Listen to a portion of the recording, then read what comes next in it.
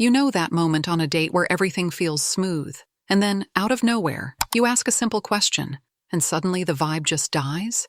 She stiffens up, her smile fades, and the energy goes from exciting to awkward. It happens more often than you think. And here's the brutal truth. Sometimes it's not what you say, but what you ask that silently kills attraction. Today, we're breaking down the 9 questions you should never ask a woman you like, and more importantly, what to do instead. Some of these will surprise you because they sound harmless, but they quietly chip away at the spark. Let's jump in. 1. So, what do you like about me so far? This might sound playful, even cheeky, but underneath, it's a way of fishing for compliments. You're putting her on the spot, forcing her to give you a review before she's even finished the first chapter. Attraction doesn't grow under pressure. It grows naturally when you bring good energy, humor, and presence. If she's there with you, that's already the compliment. Instead of asking this, let her admiration reveal itself through her body language, her laughter, and how much she invests in the interaction. The best compliments are the ones she gives you without being asked. 2. Do you think I have a chance with you? This question almost guarantees you don't. Why? Because it flips the power dynamic. It's like asking for permission to be attractive. Women don't fall for men who need approval before making a move. They fall for men who already believe they're worth pursuing. Confidence creates chemistry. Desperation destroys it. Instead of asking if you have a chance, show her you're confident enough to create one. Confidence doesn't mean arrogance. It means moving with quiet certainty, without begging for reassurance. 3. Why are you still single? It sounds flattering, as if you're shocked she hasn't been snatched up yet. But it usually backfires. Why? Because it frames singleness as a problem to solve. Some women are single because of timing. Some are focused on their careers. Some simply refuse to settle. None of those reasons are wrong, but asking this question can make her feel judged, like she needs to justify her choices. A better approach? Ask what she's been passionate about lately. People light up when they talk about what excites them, and that's where the real connection begins. 4. Why didn't you reply to my message? This one screams insecurity. Life happens. People get busy. Sometimes the phone just isn't the priority. But bringing it up? That makes you look like your mood depends on her text response. Women don't want a guy who's shaken by a slow reply.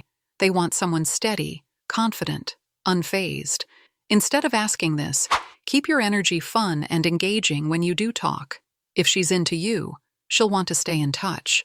If she's not, chasing won't change that. The more secure you seem, the more attractive you become. 5. Are you high maintenance? This is basically a trap. Because no matter what she says, it puts her on defense.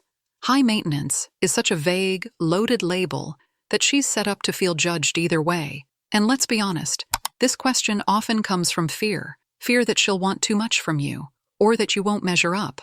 But here's the truth. If you're observing, you'll already see what kind of lifestyle she leads, what she values, and what she prioritizes. Drop the labels. Pay attention to who she is, not how she fits a category.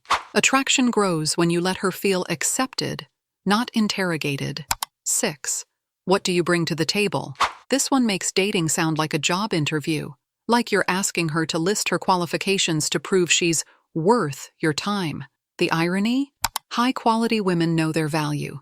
If you ask this question, it just signals that you don't recognize it yourself. Instead of demanding what she brings, show her what you bring. Consistency, ambition, humor, loyalty. Real connections aren't about measuring and comparing. They're about shared experiences and mutual respect.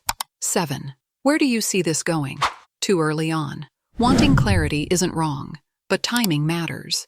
If you ask this on the first or second date, it turns something light and fun into a business negotiation. Think of it like reading a novel. You don't flip to the last chapter on page 10. You enjoy the story as it unfolds.